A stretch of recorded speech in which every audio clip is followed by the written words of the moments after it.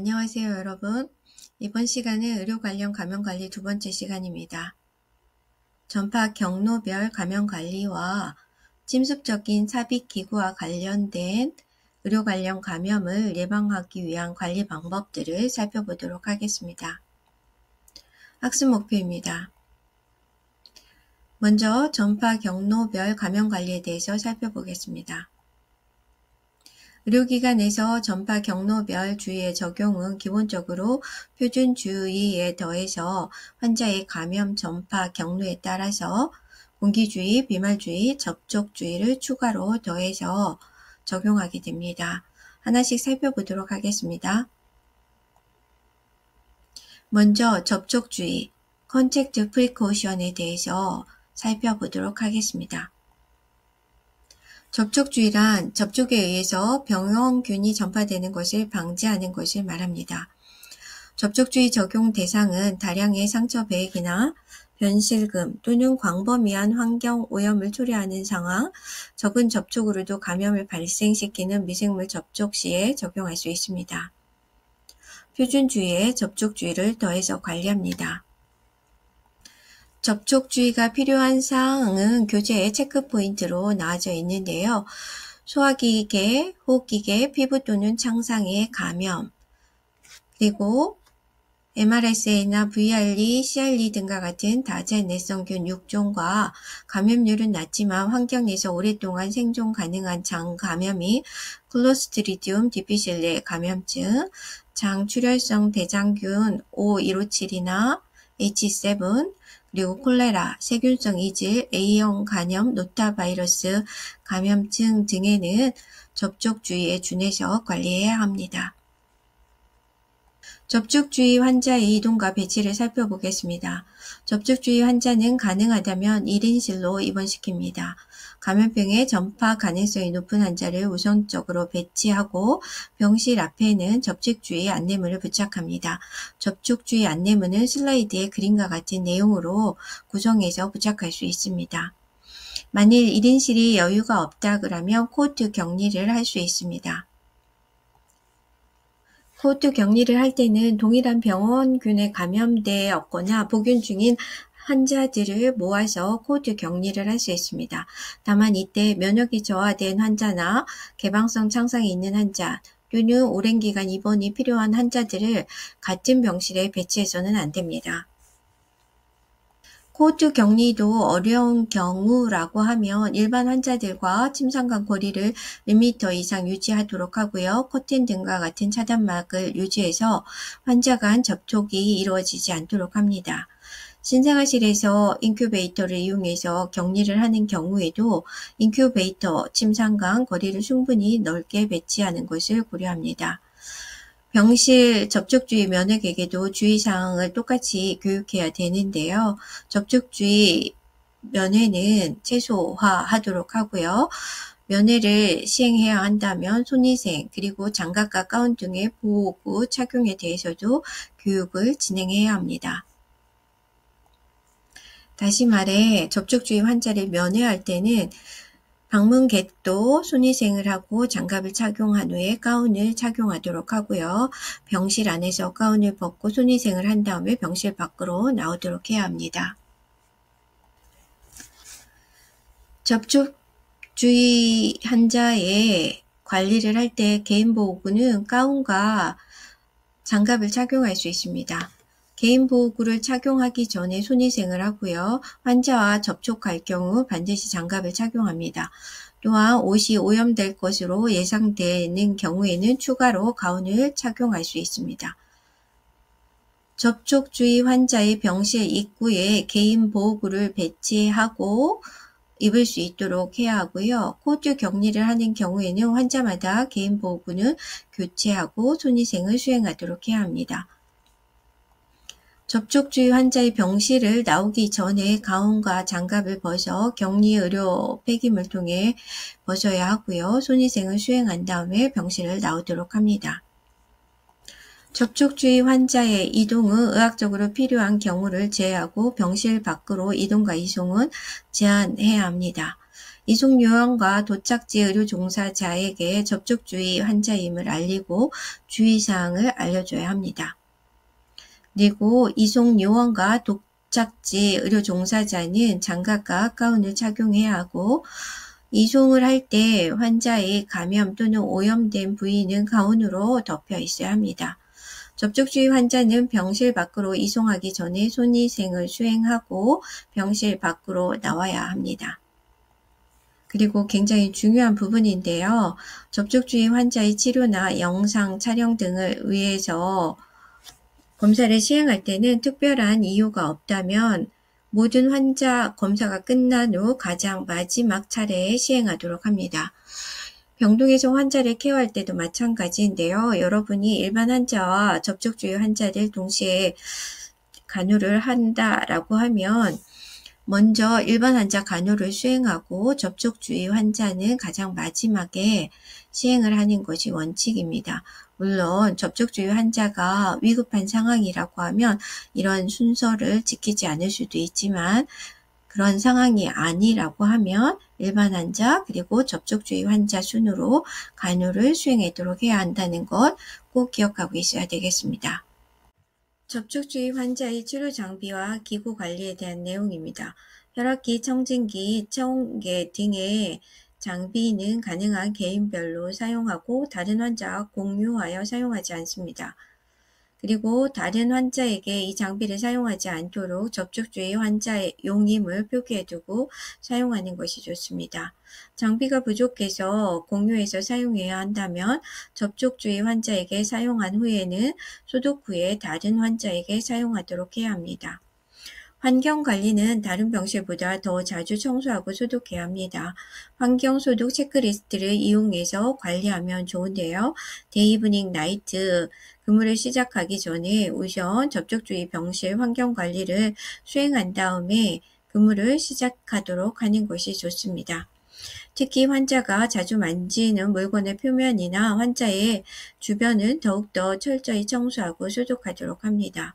최소한 하루 2회 이상 청소를 하도록 하고 요관으로 오염이 확인되면 즉시 청소하고 소독합니다.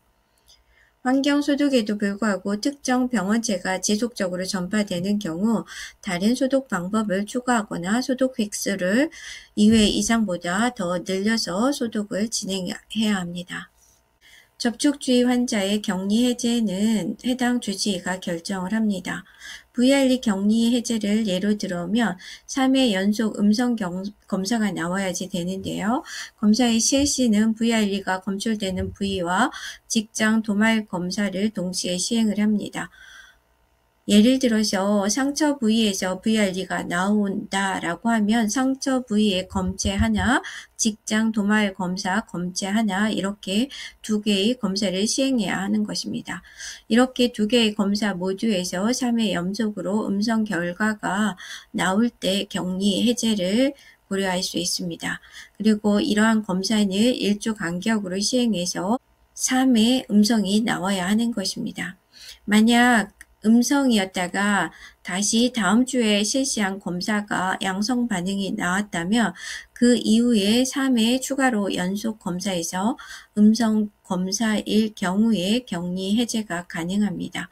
그리고 또한 추가로 여기에 감염 증상이 개선되는 것이 나타나는 경우에 격리 해제를 고려할 수 있습니다. 다음은 비말주의, 드롭플렉 프리코션에 대해서 살펴보도록 하겠습니다. 비말주의는 비말에 의해서 병원체가 전파되는 경우에 적용하게 되는 격리 지침입니다. 비말은 튀어서 흩어지는 물방울이라는 뜻을 갖고 있는데요.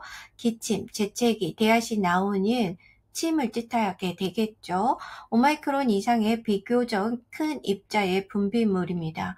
일반적으로 1 내지 2m 정도 주변까지 튈 수 있고 인체의 점막에 노출되어서 전파가 이루어지게 됩니다. 호흡기 비말 감염 환자의 밀접 접촉 시 비말, 침을 통해서 전염 가능성이 높아지게 되는데요. 이를 예방하기 위해서는 마스크를 착용하고 1 내지 2m 이상의 사회적 거리 두기를 하는 것이 매우 중요한 관리가 되겠습니다.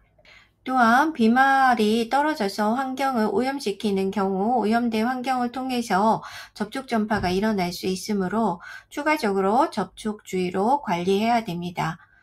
접촉주의를 통해서 환경 오염을 제거하기 위한 관리도 매우 필요하고 중요하다고 볼 수 있습니다. 대표적인 비말주의 적용 대상 감염병은 공기전파로 감염되는 결핵이나 홍역, 수두를 제외한 호흡기 감염병인데요. 대표적으로 이누디프테리아, 마이코플라즈마 폐렴, 백일레, 사스랄균 인두염이나 폐렴, 성홍열, 인플루엔자, 유행성 이하선염이나 풍진 같은 것들이 있을 수 있습니다. 비말주의 관리는 손위생, 외과용 마스크인 서지컬 마스크를 착용하는 것과 사회적 거리두기를 1-2m, 가능하다면 2m 이상 사회적 거리두기를 하는 것이 중요합니다. 슬라이드 그림에서처럼 마스크를 착용하지 않고 손을 씻지 않은 경우에 2m 이내에 균이 많이 밀집되어 있고 전파가 일어날 수 있습니다. 그러므로 2m 안에 비말 감염 환자 거리 안에 들어가는 경우에는 반드시 서지컬 마스크를 착용하고 손위생을 수행하는 것이 비말을 차단하는 방법이라고 할 수 있습니다. 비말주의 일반적인 관리 원칙은 표준주의에 비말주의를 추가로 적용하는 것입니다. 기본적으로 비말주의 선별장소 입구에는 호흡기 에티켓 관련 안내문을 비치하고 눈, 코, 입의 점막을 손으로 만지지 않도록 교육을 합니다.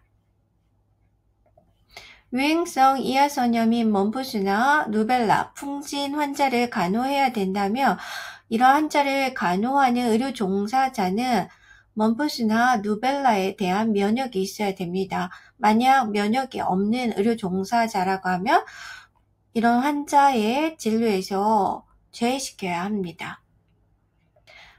비말주의 환자의 배치는 가능하다면 1인실에 입원시켜야지 됩니다. 그리고 1인실 배치 시에 병실 문은 항상 닫아두어야 하고요. 병실 앞에 비말주의 안내문을 부착하여 관리해야 합니다. 만일 1인실 병실이 부족해서 환자를 1인실에 입원시킬 수 없는 경우에는 동일 병원체 감염 환자들로 코호트 격리를 할 수 있고요.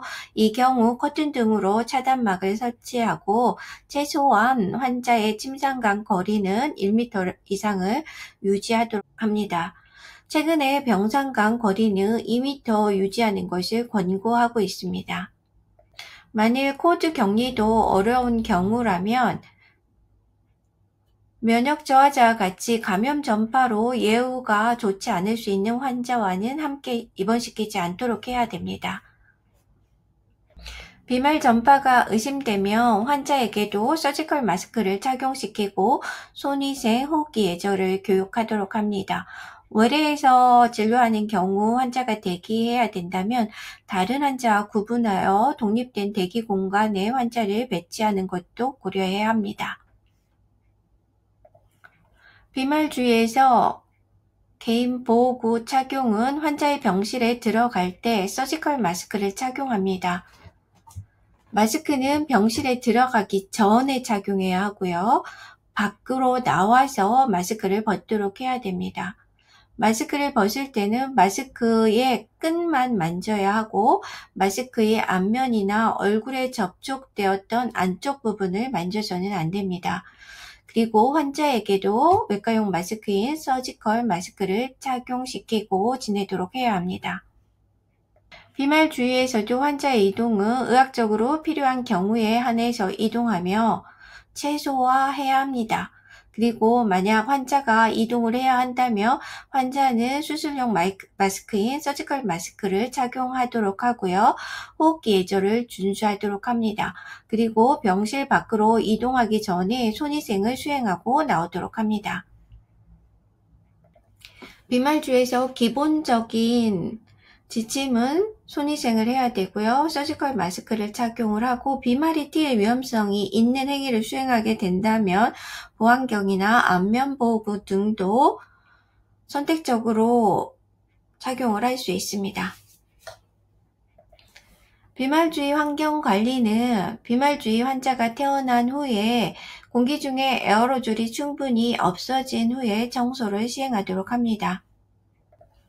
병실의 창문을 열어놓고 35분 이상이 지나야지만 에어로졸이 충분히 없어질 수 있기 때문에 충분한 시간이 지난 후에 청소를 하는 것도 중요합니다. 그리고 환자의 격리 해제는 환자의 감염 증상이 호전되거나 병원차에 따른 권고사항에 따라서 해제가 가능하며 전문가의 평가가 필요합니다. 그래서 주치의의 처방에 의해서 격리 해제를 할 수 있습니다. 비말주의 방문객 관리는 손위생과 서지컬 마스크 등 개인보호구 착용에 대해서 교육하고 면회는 가능하면 최소화하도록 합니다. 만일 풍진이나 유행성 이하선염으로 입원한 환자의 면회객 중에서 풍진이나 유행성 이하선염 면역이 형성된 경우라면 마스크를 착용하지 않을 수 있습니다. 하지만 면역이 없는 경우에 면회는 제한해야지 되며 면회가 반드시 필요한 경우라고 하면 비말주의에 따라서 서지컬 마스크를 착용하고 손위생을 수행하도록 교육해야 합니다. 다음은 공기주의 에어본 프리코션에 관련한 격리 지침입니다. 공기주의는 병원체가 5마이크론 이하의 작은 입자들 속에 존재하여 공기 중에 떠다니다가 호흡기를 통해 감염되는 것을 예방하기 위한 조치를 말합니다. 기침이나 재채기, 대화 등 에어로졸이 생성되는 첫째 시에 발생하는 에어로졸을 통해서도 전파될 수 있습니다. 비말 전파보다 전염력이 훨씬 높고 공기 흐름에 따라 멀리까지 퍼져 전파될 수 있다는 것에 주의해야 됩니다. 적용되는 감염병은 결핵수두, 홍역, 파종성 대상포진이나 사스 등이 대표적인 감염병입니다. 비말 전파와 비교해보면 슬라이드 아래쪽 그림에서처럼 비말 전파의 비말 등은 환자 주변 2m 이내에 떨어져 전파가 되지만 그래서 2m 안에 밀접 접촉인 경우 코나 입, 호흡기 점막을 통해서 전파가 되거나 환경에 떨어져서 접촉주에 의해서 전파가 되지만 공기 전파는 입자가 작기 때문에 아주 멀리까지도 날아가서 다른 사람의 코나 입, 호흡기 점막을 통해서 전파될 수 있다는 것을 숙지하고 있어야 합니다. 그리고 비말의 경우에도 공기 중에 노출되어 있어서 수분이 날아가고 비말이 작아져서 가벼워지게 되면 날아다니면서 공기 전파로도 감염될 수 있다는 것도 기억하고 있어야 되겠습니다.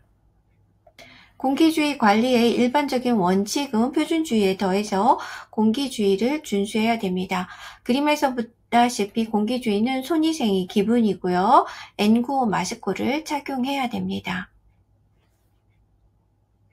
그리고 공기주의 환자가 입원한 병실 입구에는 공기주의 관리임을 표시하도록 해야 됩니다. 공기주의는 손위생과 N95 마스크 착용이 기본이라는 거 꼭 기억하고 있어야 되겠고요. 공기주의 감염 환자가 인공호흡기를 사용하는 경우에는 인공호흡기 호기 부분에 박테리아 필터, 세균 필터를 적용하고요. 가능하다면 폐쇄형 기도 흡입인 클로즈드 석션 시스템을 사용해서 기관 흡입을 하도록 합니다. 슬라이드 우측 아래 그림이 클로즈드 석션 시스템을 이용해서 흡입을 시행하는 그런 방법이라고 볼 수 있습니다. 또한 공기주의 관리에서 환기, 벤틸레이션은 매우 중요한데요. 1인실이나 음압병실의 경우 시간당 최소 6회 이상 환기가 실시되어야 합니다. 음압병실의 경우에는 자동 환기가 되는데요. 음압병실이 없어서 밀폐된 1인실에 입원시키는 경우라면 1시간마다 6번 정도는 창문을 열어서 환기를 시켜야 됩니다. 최근에 만들어진 음압격리실의 설비 기준은 시간당 12번 이상의 자동 환기가 진행되도록 기준이 더 강화되어져 있습니다. 의료기관 내에서 에어로졸이 생성되는 시술을 하는 경우에도 공기주의에 준해서 관리하도록 하고 있습니다. 다음은 에어로졸 생성 시술 시 주의사항인데 내용을 잘 알고 에어로졸이 생성되는 시술을 하게 되는 경우에는 준수를 해야 됩니다. 우선 첫 번째로 의학적으로 꼭 필요한 경우에만 시행을 하도록 합니다. 에어로졸이 생성되는 시술에 참여하는 의료 종사자 수를 제한하도록 해야 하고요. 가능한 공기주의 격리실인 음압격리실에서 시술을 시행해야 합니다. 만약 음압격리가 되는 시술실이 없다라고 하면 밀폐된 장소에서 시술을 시행하도록 하고요. 시술 중에 충분한 환기가 시행되어야 합니다.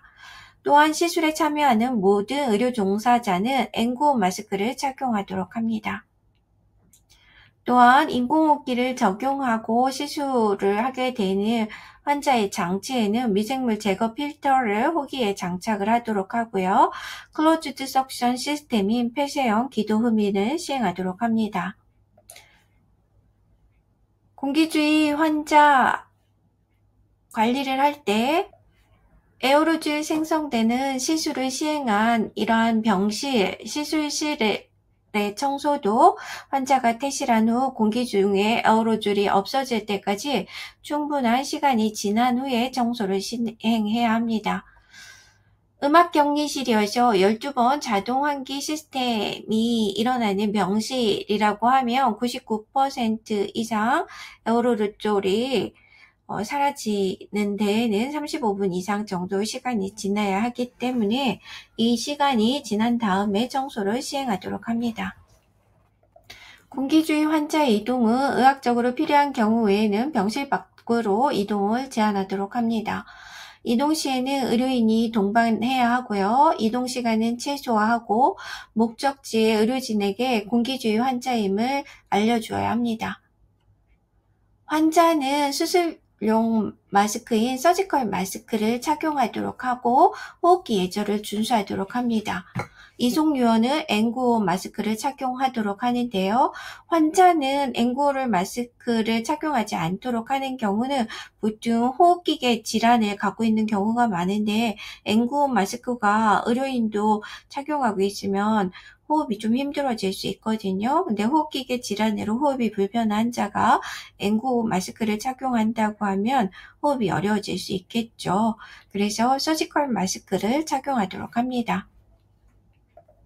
만약 환자가 수두, 두창, 피부 결핵 등이 있어서 이러한 피부의 부위에서 농이 배출되는 경우 여기서 에어로졸화되어서 전파될 위험이 있을 수 있기 때문에 이런 환자의 상처 삼출 부위는 에어로졸화되지 않고 주변을 오염시키지 않도록 그 부위에 깨끗한 포로 덮어야 합니다.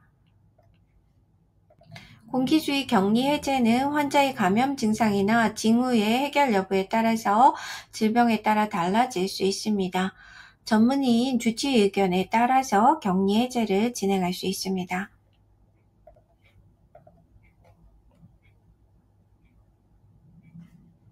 지금까지 전파 경로별 주의 지침에 대해서 살펴보았고 이제부터는 삽입기구 관련 감염 관리에 대해서 학습해 보도록 하겠습니다.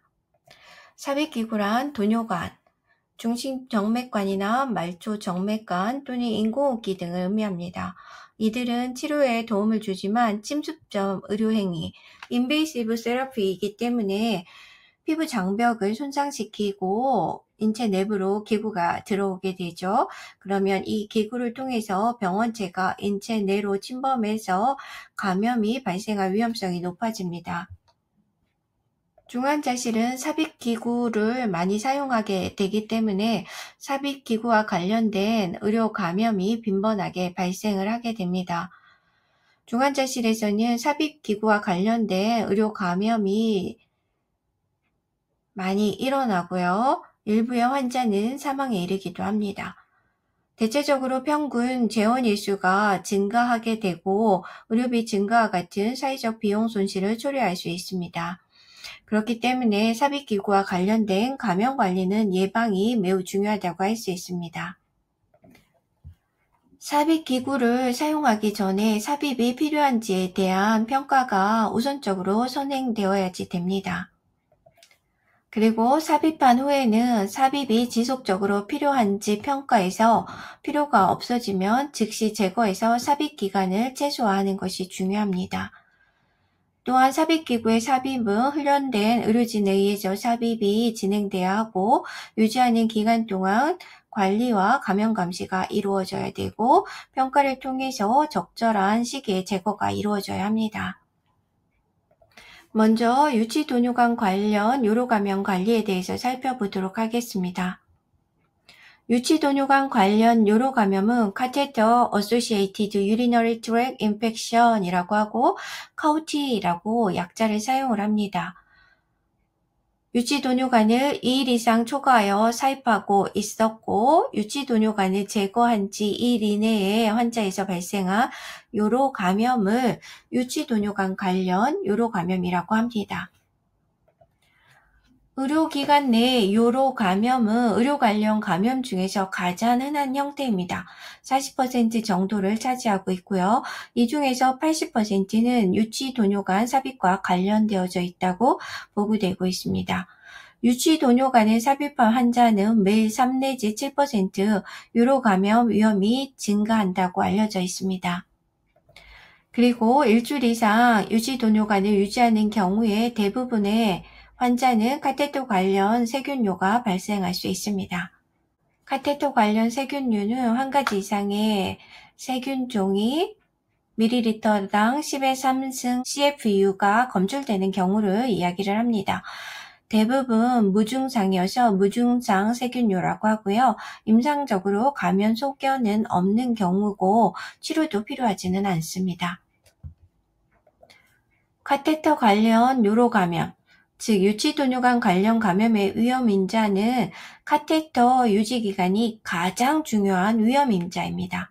그렇기 때문에 폴리카테터 유지 필요성이 없어지면 즉시 제거하는 것이 가장 중요한 관리이기도 합니다.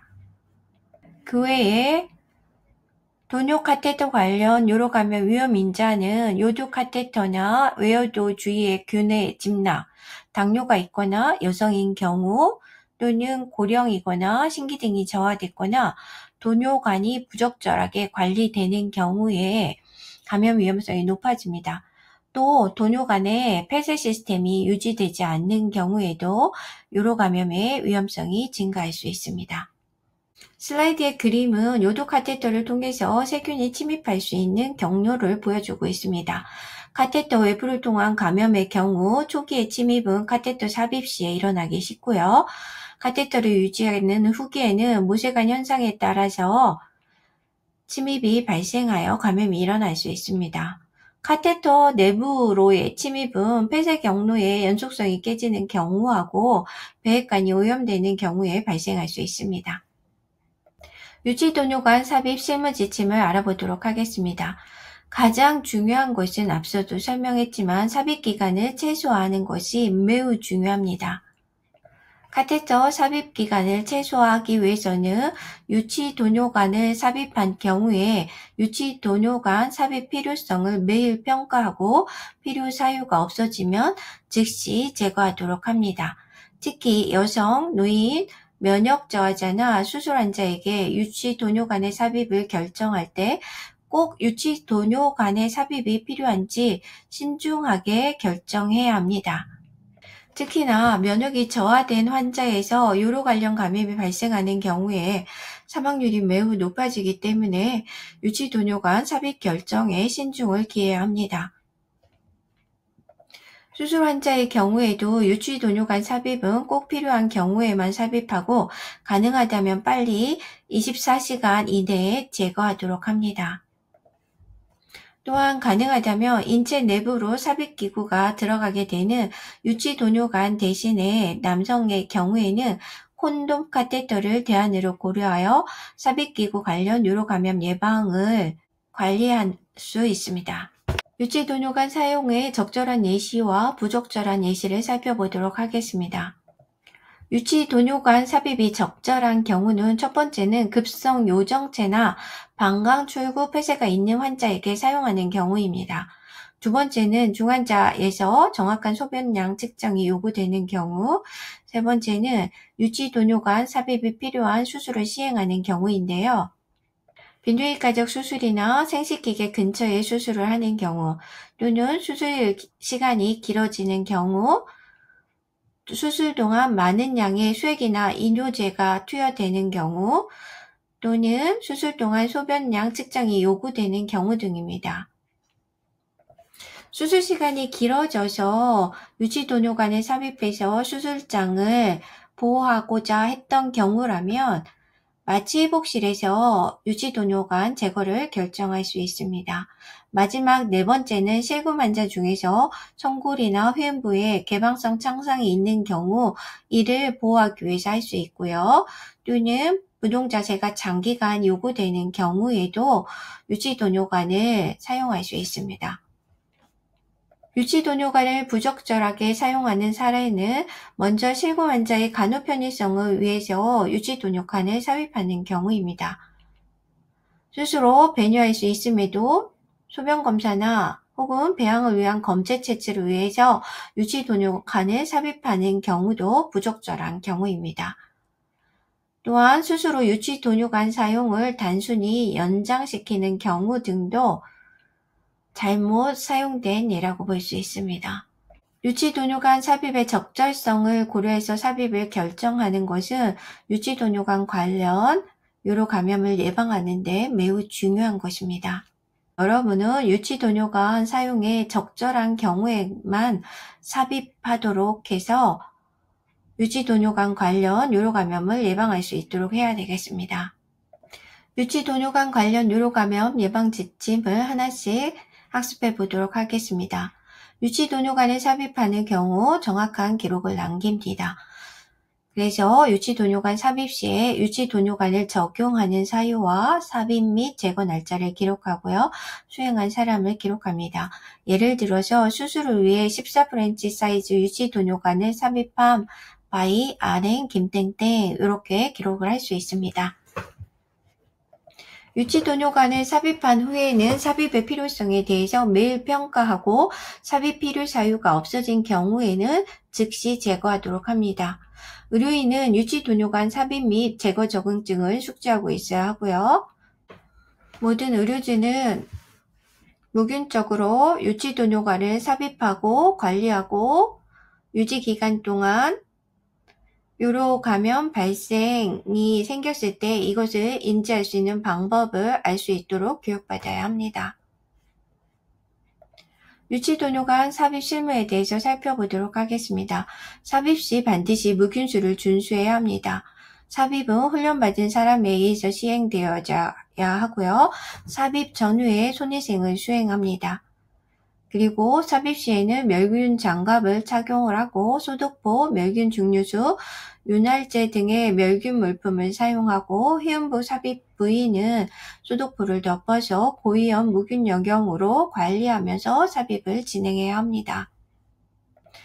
요도구 부위를 소독하는 소독제는 여성의 경우 멸균 생리식염수 스펀지를 사용을 하고요. 남자 환자의 경우에는 포비돈 소독제와 멸균 생리식염수를 사용해서 소독할 수 있습니다. 윤활제의 경우에는 소독제가 포함된 윤활제를 사용할 필요는 없고요. 제품으로 만들어진 일회용 윤활제를 사용하는 것이 좋습니다. 요도 손상을 최소화하기 위해서는 가능한 가는 굵기의 카테터를 사용하는 것이 좋은데 너무 가는 굵기를 사용을 하게 되면 소변이 살 수 있기 때문에 성인의 경우에는 14 내지 16프렌치 사이즈를 선택하여 삽입할 수 있습니다.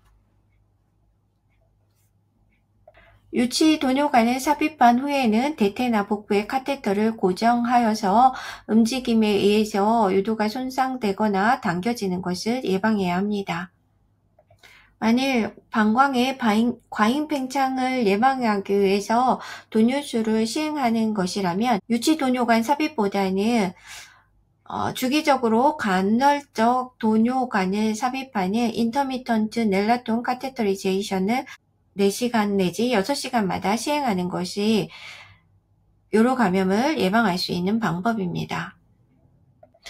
유치도뇨관 유지 관리 시 요로 감염을 예방하기 위한 지침을 살펴보도록 하겠습니다. 우선적으로 폐쇄 시스템, 클로즈드 드로잉 내지 시스템을 유지해야 됩니다. 만일 무균수를 위반하여 삽입하였거나 연결 부위가 분리되었거나 소변이 새는 것과 같이 폐쇄 시스템이 깨진 경우에는 유치 도뇨관과 소변백 전체를 교환해줘야 합니다. 유치 도뇨관을 유지하는 동안에는 소변의 흐름이 막히지 않도록 관리하는 것이 중요한데요. 소변줄이 꼬이거나 눌리지 않도록 하고, 만약 검사 등을 갔다 와서 잠근 상태를 유지했다라고 하면 검사 등이 끝난 후에는 잠겨 있지 않도록 확인하고 풀어주는 것이 매우 중요합니다. 소변백은 항상 방광보다 낮은 위치에 위치시켜야지 되고요. 소변백이 바닥에 닿지 않도록 하고 소변백의 출구가 바닥에 닿는 것은 감염의 위험성을 매우 높일 수 있으니 주의해야 됩니다. 또한 소변백은 4분의 3 이상이 차기 전에 비워줘야지 됩니다. 소변백의 소변은 정기적으로 깨끗한 수집 용기인 소변기에 비워야지 되는데요. 만약 다인실 병솔에 있다라고 하면 소변기는 환자마다 개별적으로 사용해줘야 합니다. 소변을 소변백에서 비울 때 소변이 튀지 않도록 주의해야지 되고요. 소변백의 소변 출구가 수집 용기인 소변기에 닿지 않도록 주의해서 비워야 합니다. 또한 유치 도뇨관을 조작하거나 소변백을 만져야 하는 경우에는 손위생을 한 다음 청결 장갑을 끼고 조작을 하고요. 장갑을 벗은 후에는 즉시 손위생을 수행해줘야 합니다. 소변 검체 채취 시에는 무균수를 준수해야지 되고요. 검체 채취 포트인 샘플링 포트를 소독한 후에 멸균 주사기를 흡인해서 검체를 채취할 수 있습니다. 그리고 소변 배양 목적이 아니라면 많은 양의 소변을 채취하는 경우 무균적으로 소변백에서 채취가 가능합니다. 유치 도뇨관에서 검체를 채취하는 방법입니다. 유치 도뇨관 끝에 그림에서 보게 되면 연두색으로 동그라미가 있죠. 그것이 샘플링 포트인데요. 샘플링 포트를 좌측에 그림에서처럼 멸균 소독해야 됩니다. 그리고 멸균적으로 채취하기 위해서 표준 무균수를 준수하고요. 샘플링 포트를 베타딘볼로 소독을 한 후에 주사 바늘을 방광 쪽으로 위치시켜서 소변을 샘플링하면 되겠습니다. 유로 감염 예방을 위해서 권고하지 않는 사항도 살펴보도록 하겠습니다. 먼저 항생제나 소독제가 도포된 유치 도뇨관을 사용할 필요는 없습니다. 유치 도뇨관 유지 환자의 무증상 세균류의 스크리닝 검사를 할 필요는 없고요. 이런 경우에 치료도 필요하지 않습니다. 다만 임산부나 침습적 요로시술 시 치료가 필요한 경우도 있으니 이것은 주치의의 권고에 따라서 시행하면 되겠습니다. 또한 유로 감염 예방을 위해서 일상적으로 항생제 투여를 하는 것은 권고하지 않습니다. 또한 장기적으로 유치 도뇨관을 삽입하는 경우에 유치 도뇨관과 소변백의 주기적인 교체는 필요하지 않습니다. 단 감염이나 폐쇄 시스템이 파괴된 경우에는 교체가 필요합니다. 또한 유치 도뇨관 폐쇄의 원인이 도뇨관 재질과 관계가 있다라고 하면 다른 재질의 도뇨관으로 교체할 필요는 있습니다. 전립선이나 방광 수술 후에 출혈이 있는 경우가 아니라면 일상적으로 방광 세척인 블래더 이리게이션은 시행하지 않습니다. 전립선이나 방광의 수술 후에 출혈이 생겨서 방광 세척을 하는 경우에도 폐쇄 시스템을 유지한 채로 지속적인 방광 세척을 하도록 해야 합니다. 이런 경우 방광 세척을 시행할 수 있도록 3웨이로 된 폴리카테터를 사용을 할 수 있습니다.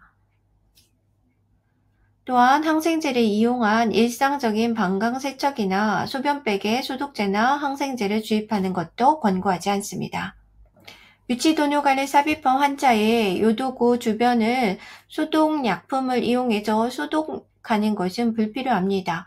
다만 위생관리는 필요한데요. 생리식염수를 적신 스펀지를 이용해서 청결을 유지하여 위생을 관리하는 수준으로 관리하면 되겠습니다. 과거에는 유치도뇨관을 삽입한 환자가 유치도뇨관을 제거할 때 방광훈련이라고 해서 블레드 트레이닝을 시행해서 도뇨관을 주기적으로 잠갔다가 푸는 행위를 한 다음에 도뇨관을 제거했었는데요. 최근의 근거에서는 도뇨관 제거가 결정이 되면 배뇨 훈련은 불필요하고요. 그대로 제거를 진행하면 됩니다. 잘 기억하고 있어야 되겠습니다. 두 번째, 삽입기구 관련 감염관리는 중심정맥관과 관련된 감염관리입니다. 중심정맥관은 Central Venous Catheter라고 하고요. CVC라고 약자를 사용합니다. 이러한 중심정맥관은 승합제나 혈관을 자극하는 약물들을 투여할 때 또는 고용한 수행요법인 TPN을 수행하거나 자주 혈액을 채취하거나 중심 정맥압 측정 등이 필요한 경우 상대 정맥이나 대정맥과 같은 큰 정맥에 삽입하는 정맥 카테터를 의미를 합니다. 흔히 중심 정맥관이 삽입되는 정맥은 서브클라비언 베인인 세구라 정맥, 주글라 베인, 경정맥, 피모랄 베인인 대퇴 정맥을 통해서 삽입을 시도하게 됩니다. 이러한 중심 정맥관 카테터의 끝은 심장 근처의 상대 정맥이나 또는 무심방의 상부에 위치하게 됩니다. 그래서 중심 정맥관을 삽입한 후에는 반드시 흉부 엑스레이를 촬영해서 이 중심 정맥관의 카테터 끝이 제대로 위치했는지 확인하는 것이 매우 중요합니다. 왜냐하면 잘못 삽입을 하게 되면은요, 머리 쪽으로 올라가거나 이럴 수 있거든요. 그러면 약물 투여 시 문제가 될 수 있기 때문에 카테터 끝이 어디에 있는지 확인하는 것은 매우 중요합니다. 그림에서 보게 되면 왼쪽에 있는 것이 3루멘을 가지고 있는 중심 정맥 카테터고요. 가운데는 PICC라고 해서 말초 정맥관이라고 하죠. 말초 중심 정맥관인데요. 말초 혈관을 통해서 상대 정맥이나 무심방에 혈관 카테터를 위치시키는 것을 이야기합니다. 오른쪽에 하늘색 바탕에 있는 그림은 세구라 정맥이나 경정맥, 대퇴 정맥을 통해서 삽입되는 카테터의 위치를 보여주고 있습니다. 중심정맥관 삽입과 관련해서 발생하는 감염을 중심정맥관 관련 혈류감염이라고 이야기를 하게 됩니다. 그래서 중심정맥관 관련 혈류감염은 Central Line Associated Bloodstream Infection이라고 해서 CRBSI라고 하거나 Catheter Related Infection이라고 해서 CRI라고도 합니다. 중심정맥관 관련 혈류감염은 중환자실 내에서 이완율이 높고요. 또 혈류감염이 일어나게 되고 이게 제대로 조절되지 않으면 폐혈증인 sepsis로 진행이 될 수 있기 때문에 사망률도 높습니다. 그리고 평균 재원 일수를 증가시키고 의료비용 상승을 초래할 수 있죠. 의료기관에서 중심정맥관 관련 감염이 발생하는 경로는 4가지 정도로 살펴볼 수 있습니다. 우선 첫 번째는 피부를 통한 감염입니다. 환자 피부에 균 집낙화가 심할수록 중심정맥관에 집낙화가 일어나고 이를 통해서 혈류감염 위험성이 증가하게 되는 것입니다. 두 번째 원인은 카테터 내강의 오염에 의해서 발생하는 경우인데 카테터를 통해서 잦은 혈액을 채취하거나 그리고 약물을 자주 이곳을 통해서 투입을 하게 되면 중심정맥관 내강이 오염되어서 혈류감염 위험성이 증가하게 됩니다. 흔히 중심정맥관 삽입기간이 2주 이상 되거나 수술로 삽입하는 CVC의 경우에는 카테터 내강의 오염에 의한 혈류감염이 발생되기 쉽습니다. 세 번째는 혈행성 전파로 혈류감염이 일어나는 경우인데요. 다른 감염병수에서 흔히 위장관에서 전파될 수 있는데요. 혈행성 전파로 중심정맥관을 집낙화시키는 경우에 발생하는 중심정맥관 관련 감염입니다. 중증 환자나 장기간 중심정맥관을 갖고 있는 환자에서 나타날 수 있습니다. 마지막으로 오염된 주입액을 통해서 발생하는 혈류감염인데요. 매우 드물지만 오염된 수액 등의 주입액이 CVC를 통해서 주입되는 경우에 발생할 수 있습니다.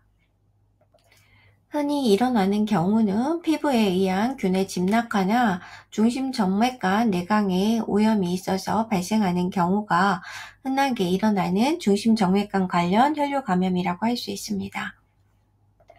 다음은 중심정맥관 삽입 부위를 선택하는 것인데요.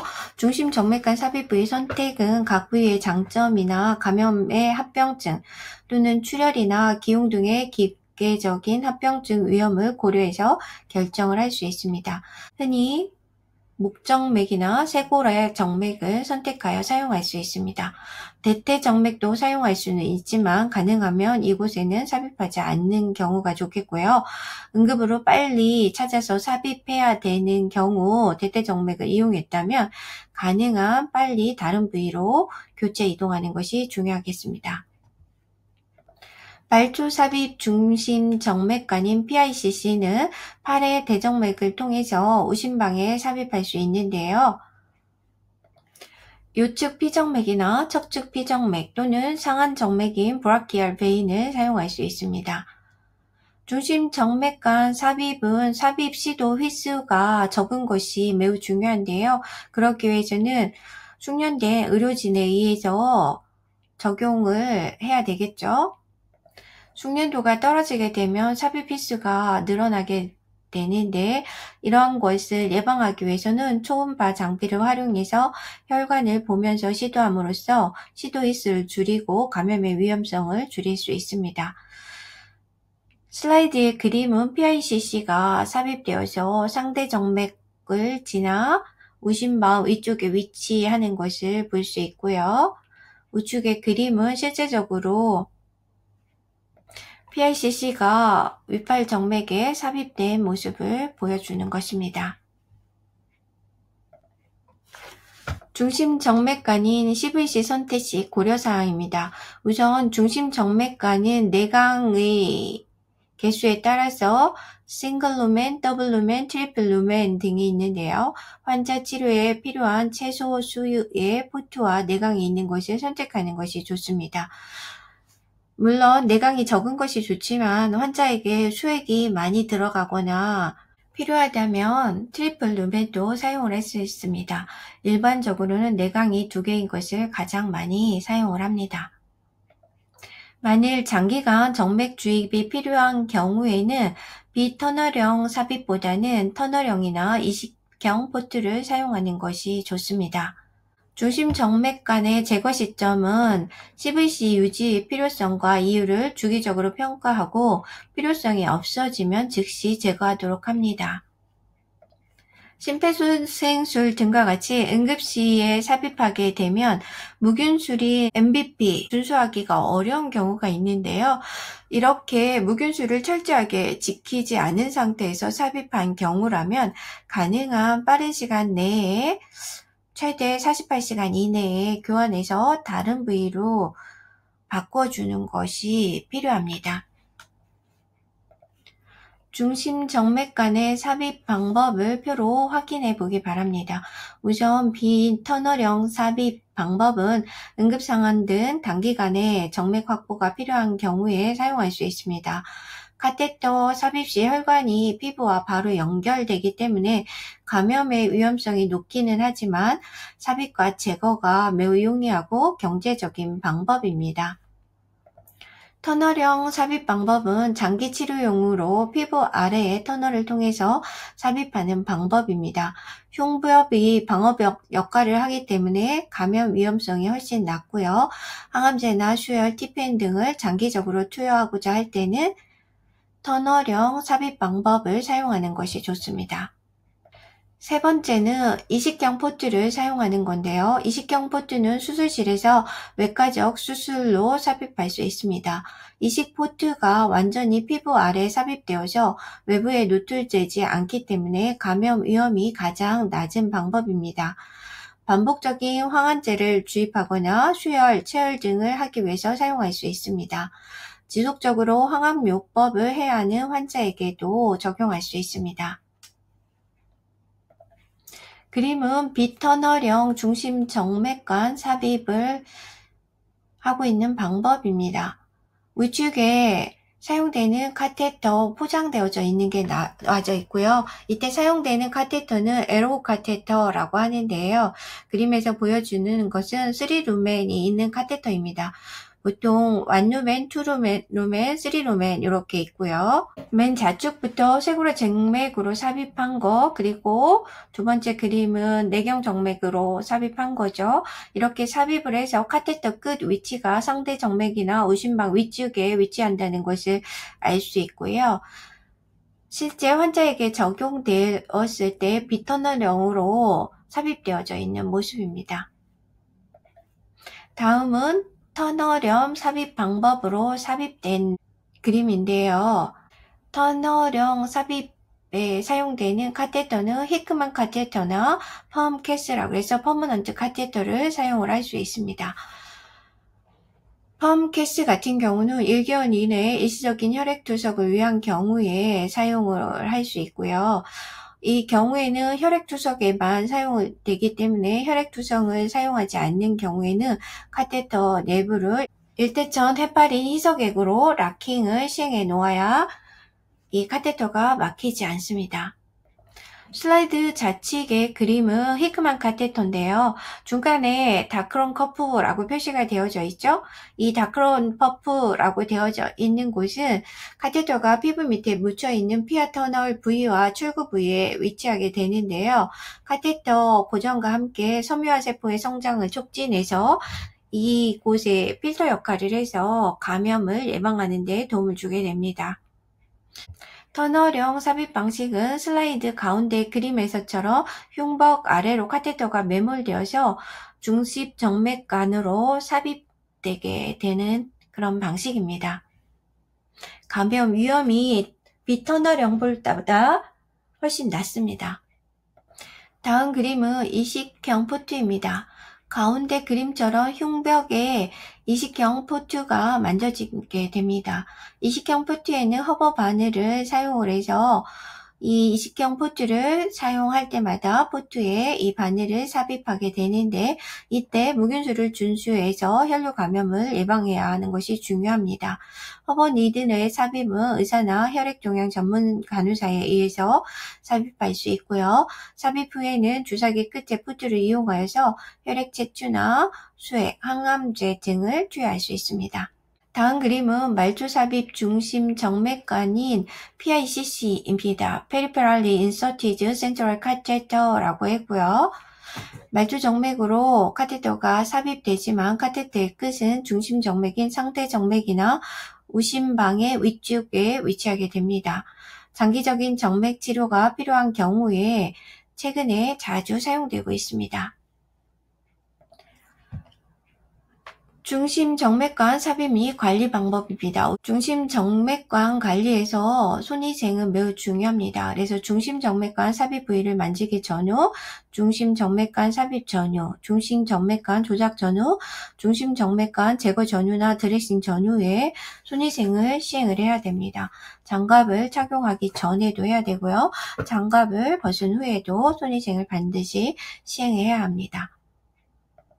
중심 정맥관 삽입할 때는 최대 멸균 차단 또는 최대 장벽주의라고도 하거든요. Maximum Barrier Precaution이라고 하고 MBP라고 약어를 쓰는데요.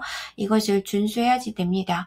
이러한 최대 멸균 차단 방법은 시술자는 모자나 마스크, 멸균 가운을 착용해야 되고요. 멸균 장갑도 착용합니다. 환자는 전신을 덮을 수 있는 멸균 방포로 전체를 다 발끝까지 덮어주어야 됩니다. 수술실에서 멸균하는 방법하고 같은 방법이라고 보시면 되겠습니다. 중심 정맥관 삽입 부위의 피부 소독은 소독력이 높고 빠르게 건조되는 0.5% 클로로헥시딘이 함유된 소독제를 사용하도록 권고하고 있습니다. 만약 클로로헥시딘을 사용할 수 없는 환자라고 하면 요오드 팅크, 아이오도프와 같은 요오드 팅크제가 함유된 소독액을 사용할 수 있고요. 이 경우 소독제가 잘 마르지 않기 때문에 다 마르도록 기다린 후에 삽입을 시도해야 한다는 것도 중요합니다. 중심정맥관 삽입 부위 드레싱에 대한 관리입니다. 삽입 부위에 출혈이나 삼출물이 있는 경우에는 삽입 부위에 멸균 교주를 댄 거즈 드레싱을 하게 되는데, 이 경우 거즈 드레싱은 2일마다 교체를 진행해야 합니다. 삼출물이나 우징, 출혈이 없는 경우에는 투명 반투과성 필름인 테가덤 드레싱을 할 수 있고요. 필름 드레싱으로 드레싱을 한 경우에는 7일마다 교체하면 되겠습니다. 하지만 드레싱 교체 기간이 되지 않았더라도 드레싱이 적거나 헐겁거나 떨어졌거나 오염이 있는 경우에는 수액 주입 세트를 교체하도록 하고 있습니다. 혈액 제제 같은 경우도 매 유니트마다 세트를 교환해 주는 것이 좋은데요. 그렇지 않다라고 하면 수혈이 끝난 후에 혈액 주입 세트를 교체해 주면 되겠습니다. 중심정맥관을 통해서 약품을 투여하거나 수액을 투여하기 위해서 연결하고자 할 때는 중심정맥관의 주입 부위인 허브나 푸트를 적절한 소독제, 흔히 우리가 알코올솜으로 사용을 하게 되는데요. 충분히 닦아줘야 됩니다. 한번 닦고 그냥 연결하면 안 되고요. 최소한 5, 6회를 충분히 러빙, 문질러서 닦아주고요. 멸균 기구만 삽입하고 즉시 드레싱을 교체해야 합니다. 그리고 중심정맥관 삽입 부위에 항균제 연고를 바르지 않는데요. 이것은 항균제 연고를 바르면 진균이나 내수성균의 진압가를 조장할 위험성이 있기 때문입니다. 하지만 혈액주성육 중심정맥관인 경우에는 필요에 따라서 항생제 연고를 도포할 수 있습니다. 그림은 좌측이 투명 필름 드레싱을 한 경우이고요. 우측이 거즈 드레싱을 한 경우입니다. 투명 필름 드레싱은 7일마다, 거즈 드레싱은 2일마다 드레싱을 교체해줘야 된다는 거 기억하고 있어야 되겠습니다. 다음은 중심정맥관 수액 주입 세트의 관리입니다. 일반 약물이나 수액을 주입하는 경우에는 96시간, 즉 4일마다 수액 주입 세트를 교체하면 됩니다. 하지만 TPN이나 지질제제, 여러분이 병원에서 보게 되면 우유빛깔을 나타내는 그런 수액제제 있죠? 이런 것은 지질제제인데요. 이런 경우에는 24시간 이내에 수액 주입 세트를 교체해 주거나 또는 수액병마다 오염 위험을 최소화하면서 관리하는 것이 매우 중요하겠습니다. 중심정맥관 감염 예방 활동을 시행해도 감염률이 감소하지 않는 경우에는 중심정맥관 삽입 부위 소독 시 클로르헥시딘이 함유된 스폰지 사용을 고려해 볼 수 있습니다. 물론 2개월 미만 영아에는 클로르헥시딘을 사용할 수 없습니다. 그리고 중심정맥관을 삽입을 결정을 할 때 만일 이 환자가 5일 이상 중심정맥관을 유지해야 한다라고 하면 항생제가 도포된 중심정맥관을 사용할 수 있습니다. 그리고 중환자 시 입원 경력이 2개월 이상이 되는 환자는 매일 클로로헥시딘 목욕을 고려해서 피부에 균이 집락화되는 것을 방지할 수 있습니다. 중심정맥관 삽입 시 권고하지 않는 상황입니다. 중심정맥관 혈류 감염 예방을 위한 목적으로 항생제 잠근 용액, 그러니까 카테터 내부에 잠금용의 락킹 솔루션을 사용을 하게 되는데요. 거기에 항생제를 섞어서 사용할 필요는 없다라는 거죠. 일반적으로 생리식염수로 락킹 솔루션으로 사용을 하면 됩니다. 그리고 균의 집락, 피부의 균 집락이나 혈류 감염 예방을 위해서 전신 항생제에 사용하는 것을 고려하지 않습니다. 중심정맥관 혈류 감염 예방을 위한 중심정맥관을 일상적 또는 주기적으로 교체하지 않습니다. 예전에는 한 달에 한 번 카테터를 교환해야 된다, 이런 지침이 있었는데요. 최근에는 감염의 위험성이 없다라고 하면 주기적인 교체는 하지 않습니다. 마지막으로 중심정맥관 감염이 의심되는 경우 가이드와이어를 이용해서 중심정맥관 카테터를 교체하는 일은 하지 않습니다. 중심정맥관 삽입이나 관리 시 권고하지 않는 사항들도 잘 알고 있어야지 되겠습니다. 중심정맥관 관련 감염 예방을 위한 프로토콜입니다. 앞에서 학습한 내용을 정리한 것이라고 볼 수 있는데요. 의료인이라면 중심정맥관 삽입 시 이 내용을 숙지하고 수행할 수 있어야 됩니다. 우선 중심정맥관 관리 시 손위생이 필요한 시점을 정확하게 알고 수행해야 됩니다. 그림에서 손위생이 필요한 시점을 중심정맥 카테터 삽입이나 사정을 할 때 드레싱 전후에 침습적인 시술 전후에 해야 되고요. 이러한 환자를 만지는 환자들 접촉 사이에도 해야 되고요. 장갑 착용 전후에도 수행을 해야 됩니다. 그리고 삽입 부위에 소독제를 바른 후 카테터를 만져서는 안 된다는 것도 기억하고 있어야 되겠습니다. 그리고 중심정맥 카테터를 삽입 시에는 최대 멸균 차단을 적용해야 된다는 것도 기억하고 있어야 됩니다. 최대 멸균 차단은 최대 장벽 주의라고도 한다고 그랬죠. MBP라고 하고 Maximum Barrier Precaution이라고 합니다. 그래서 의료진은 모자, 마스크, 멸균 가운, 멸균 장갑을 착용해야지 되고요. 환자는 머리끝부터 발끝까지 멸균포로 다 덮어져 있어야 된다는 것 알고 있어야 됩니다. 만약에 응급 상황에서 최대 멸균 차단을 하지 못하고 카테터를 삽입한 경우에는 48시간 이내에 카테터를 교환해야 된다는 것도 기억하고 있어야 됩니다. 그리고 중심정맥관을 삽입할 때 피부 소독은 클로로헥시딘이 포함된 소독제를 사용하고 소독제가 완전히 마른 후에 삽입을 진행해야 된다는 것도 기억하고 있어야 되겠습니다. 만일 0.5% 이상 농도의 클로로헥시딘이 함유된 소독액을 사용하는 것이 금기라고 한다면 70% 알코올이나 요오드 팅크나 아이오도퍼를 사용해서 소독을 진행할 수 있고요. 이 경우 반드시 소독제가 다 마른 후에 삽입을 시도해야 한다는 거 기억해야 하겠습니다. 그리고 중심정맥관 삽입 부위는 환자의 상태를 고려해서 적절하게 선택할 수 있는데요. 내경정맥이나 세고라 정맥을 가능한 선택하고 대퇴 정맥은 가능하면 삽입하지 않도록 합니다. 그리고 응급 상황에서 대퇴 정맥을 삽입했다라고 하면 가능한 빠른 시간 안에 다른 부위로 교체를 하도록 해야 합니다. 그리고 중심정맥관을 삽입한 후에는 매일 삽입 유지의 필요성을 사정하고 불필요한 경우에는 즉시 카테터를 제거하도록 권고하고 있습니다. 세 번째는 인공호흡기 관련 폐렴 관리입니다. 인공호흡기 관련 폐렴은 Ventilator Associated Pneumonia라고 하고요. VAP 약으로 쓰는데 BAP이라고 있습니다. 인공호흡기를 적용하고 적어도 48시간 이후에 발생하는 하부호흡기 감염이나 인공호흡기 제거 후 48시간 이내에 발생하는 하부호흡기 감염을 이야기합니다. 중환자실 의료 관련 감염 중 하나로 중환자실에서 인공호흡기 유지 환자의 10 내지 20%에서 BAP이 발생한다고 알려져 있습니다.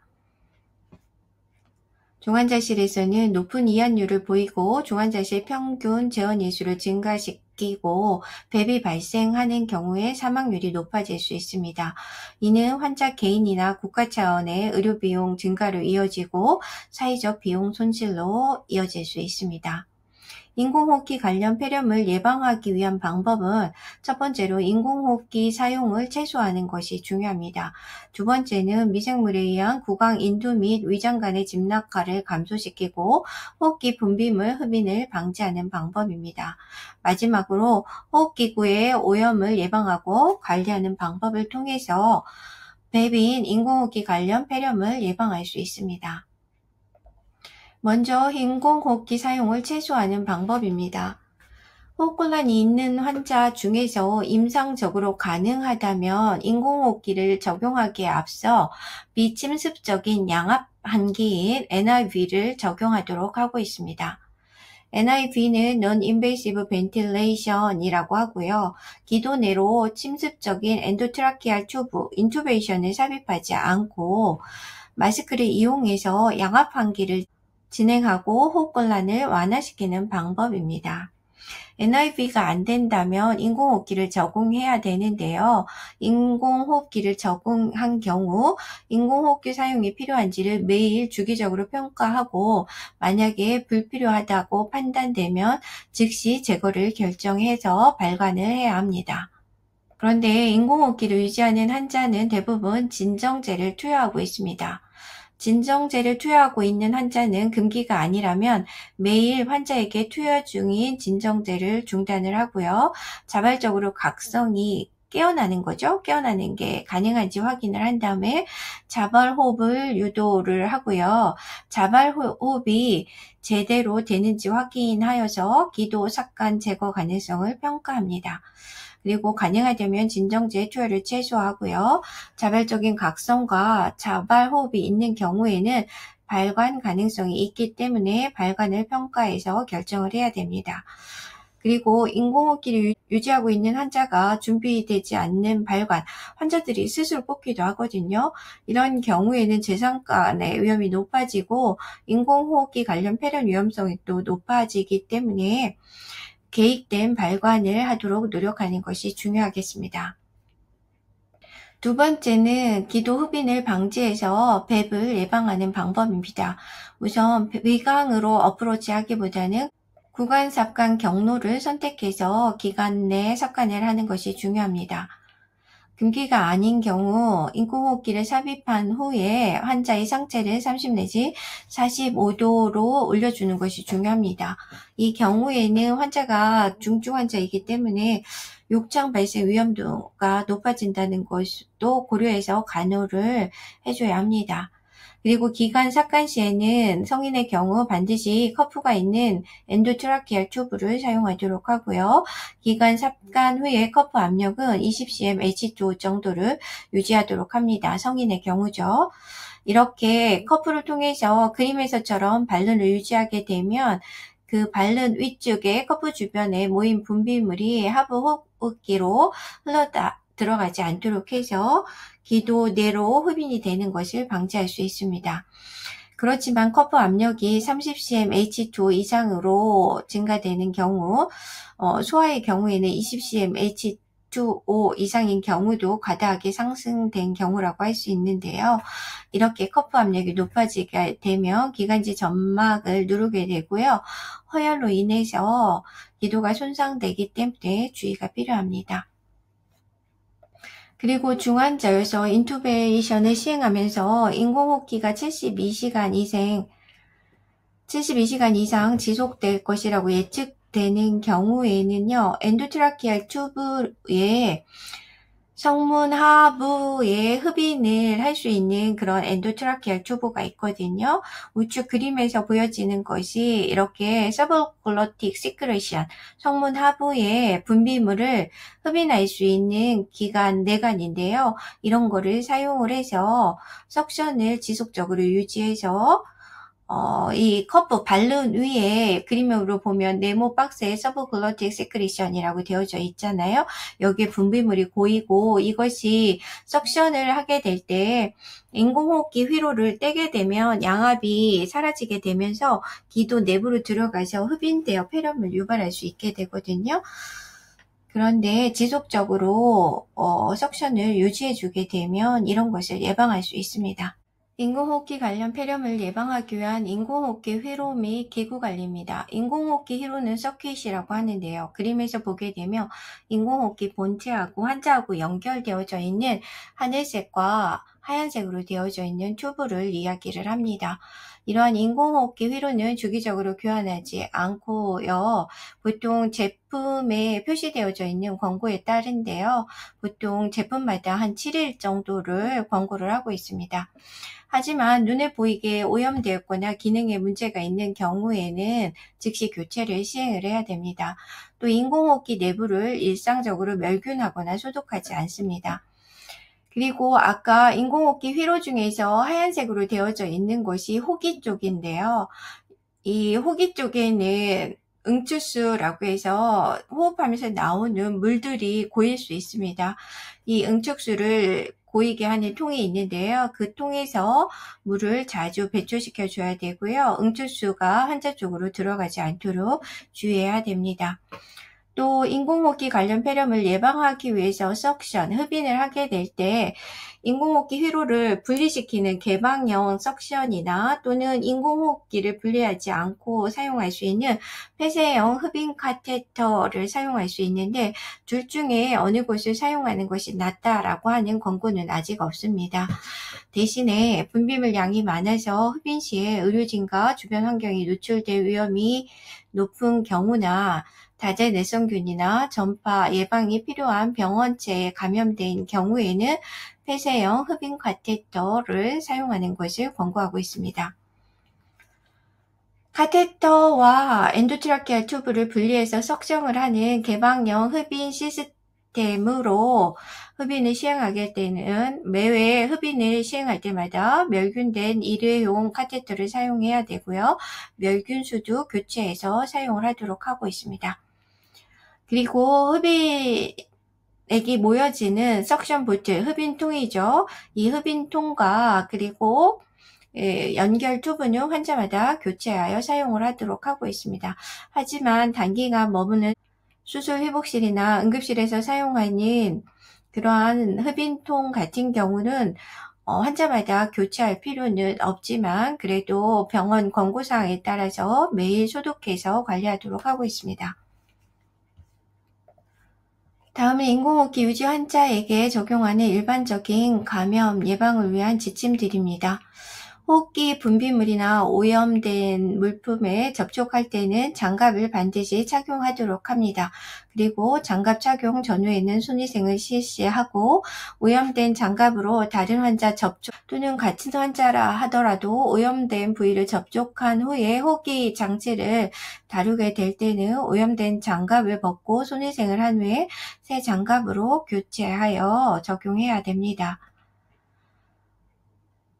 인공호흡기 유지 환자에서 일상적으로 가운을 착용할 필요는 없습니다. 하지만 다량의 호흡기 분비물에 오염될 위험이 있는 경우에는 가운을 착용합니다. 이 경우에는 개방적인 흡인 시스템을 사용하는 경우에 해당되겠죠. 그리고 다른 환자에게 접촉 전에 가운을 교체해서 갈아입도록 해야 됩니다. 기관 절개 부위 관리나 기관 절개용 튜브를 교환할 때는 무균수를 준수해야 되고요. 중환자실에 입원한 환자의 48시간 이내에 TPM, 비경구 영양요법을 공급하는 것은 의료 관련 감염과 사망 위험을 증가시킬 수 있기 때문에 고려하지 않습니다. 그래서 중환자실 입원 후 TPN 시작 시기는 신중히 전문의가 평가해서 조절을 해야 됩니다. 다만 환자가 혈액학적으로 안정상태이고 위장관 기능이 유지된다라고 하면 TPM보다는 장관, 입으로 먹도록 하는 것이 먼저 고려되어야 합니다. 다음은 더 이상 인공호흡기 관련 폐렴 관리에서 권고되지 않는 프로토콜입니다. 이러한 방법들은 이전에는 인공호흡기 관련 폐렴에서 적용이 되었었는데 현재는 연구에 의해서 더 이상 권고되지 않는 내용이라고 이해하면 되겠습니다. 우선 첫 번째는 클로로헥시딘이 포함된 용액으로 구강간호를 수행하는 것은 더 이상 적극적으로 권고되진 않습니다. 특별히 문제가 없다라고 하면 생리식염수를 이용하거나 일반적인 구강간호만으로도 충분하다고 하고 있습니다. 두 번째는 인공호흡기 관련 폐렴 예방을 목적으로 항생제를 투여하는 것은 권고하지 않습니다. 마지막으로 스트레스성 위궤양 예방 치료를 위한 투약은 인공호흡기 관련 환자에서 더 이상 프로토콜로 권고되지 않는 내용이라는 것 기억하고 있으면 되겠습니다. 자, 오늘 수업에서 마지막 시간입니다. 의료 폐기물 관리에 대한 내용입니다. 의료 폐기물이란 보건의료기관 등에서 배출되는 폐기물 중에서 인체에 감염 등 위해를 줄 우려가 있거나 특별한 관리가 필요하다고 인정되는 폐기물을 의미합니다.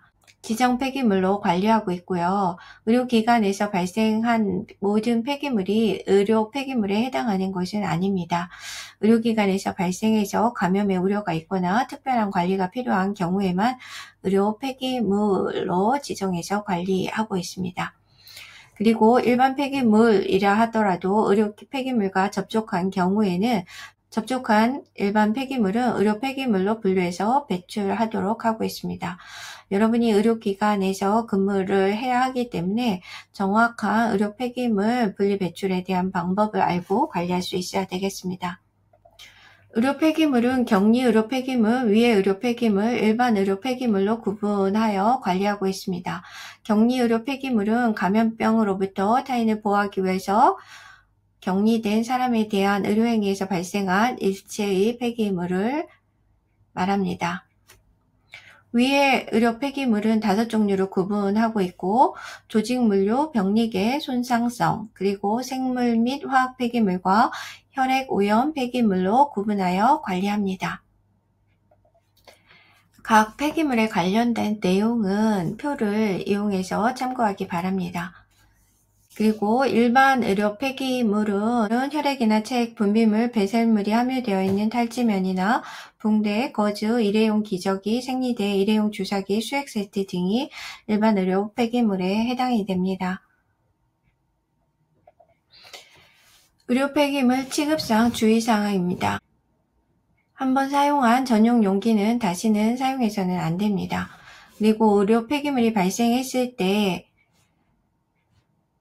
다시 말해서 해당 진찰이나 치료 및 시험, 검사 행위가 끝났을 때부터 종류별로 적합한 용기에 넣어서 즉시 보관해야 합니다.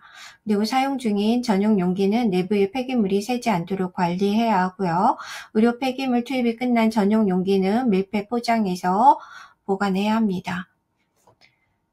의료 폐기물 상자나 박스에 사용 개시 연월일은 의료 폐기물을 전용 용기에 최초로 넣은 날로 적어야 합니다. 그리고 봉투형 용기의 색상은 오렌지색이며 봉투형 용기에는 그 용량의 75% 미만으로 의료 폐기물을 넣어야 한다는 것도 기억해야 합니다. 봉투형 용기에 담은 의료 폐기물의 처리를 위탁하는 경우에는 상자형 용기에 다시 담아서 위탁 처리하도록 하고 있습니다. 골판지료 상자 용기의 내부에는 봉투형 용기 또는 내부 주머니를 붙이거나 넣어서 사용해야 합니다. 의료 폐기물별 도형과 전용 용기입니다. 취급 시 주의사항을 보게 되면 박스에는 이 폐기물은 감염의 위험성이 있으므로 주의하여 취급하기 바랍니다 라고 하는 글이 써 있고요. 배출자를 써야지 되죠. 만약에 내가 오병동에서 일한다 라고 하면 배출자는 오병동이 되겠어요. 그 종류 및 성질과 상태는 격리 폐기물인지 위해 폐기물의 조직물류인지 이런 것들을 쓰시면 되겠습니다. 사용 개시 연월일은 박스를 처음 포장하고 거기에 폐기물을 처음 넣은 그날을 사용 개시 연월일로 작성을 하게 되면 됩니다. 수거자는 수거에 가는 사람이 쓰니까 의료인은 병동에서 쓰지 않아도 됩니다. 도형 및 색상을 보게 되면 도형은 그림과 같은 그림들이 그려져 있고요. 격리 의료 폐기물에는 도형의 색상은 빨간색입니다. 붉은색으로 표현되고요. 위의 의료 폐기물의 경우 태반을 제외한 것은 봉투형 용기, 여기 우측 그림에서 보면 주황색 용기에 그려진 그림인데요. 이 경우에는 검정색을 그리고요. 상자형이나 합성수지용 같이 생긴 곳에는 노란색 도형을 그리도록 하고 있습니다. 그리고 재활용되는 태방은 녹색 표시를 하도록 하고 있습니다. 의료 폐기물별 전용 용기를 보게 되면은요, 플라스틱으로 되어져 있는 합성술지료 상자 용기에는 격리 폐기물과 그리고 조직물류 폐기물, 치아를 제외하고요. 또 손상성 폐기물, 액체 상태의 폐기물인데요.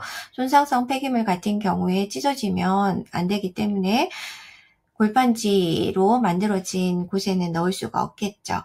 또 조직물류나 액체 상태의 폐기물 같은 경우 부패가 일어나게 되면 액체가 많이 생겨나게 되는데 이것이 종이상자에 넣게 되면 액체가 흘러서 종이가 찢어질 수도 있어서 감염의 위험성이 높아지기 때문에 이처럼 합성수지료 상자 용기에 사용을 하도록 하고 있습니다. 골판지료 상자 용기는 골판지료만 하나 사용해서는 안 되고요.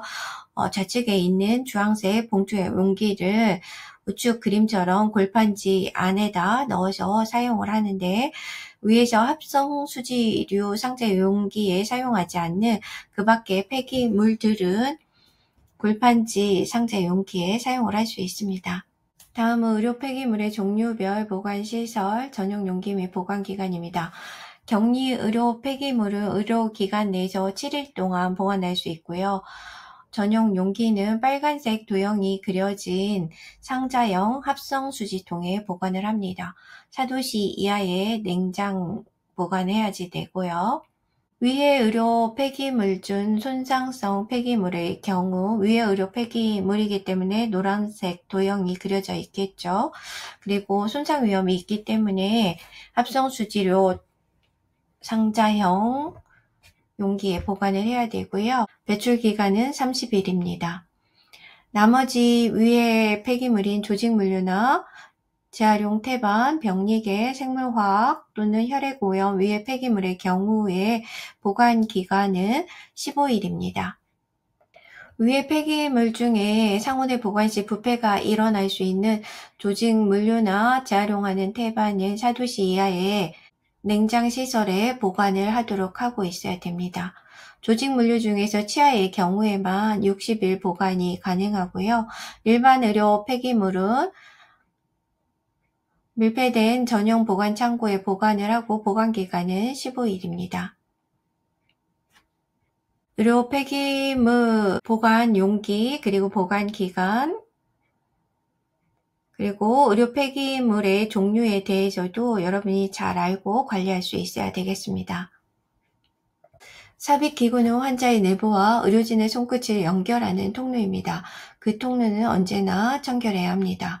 의료인은 오염된 손이 감염을 유발하는 경로가 된다는 것을 숙지하고 침습적인 삽입기구를 다룰 때는 무균수를 준수하도록 노력해야 합니다.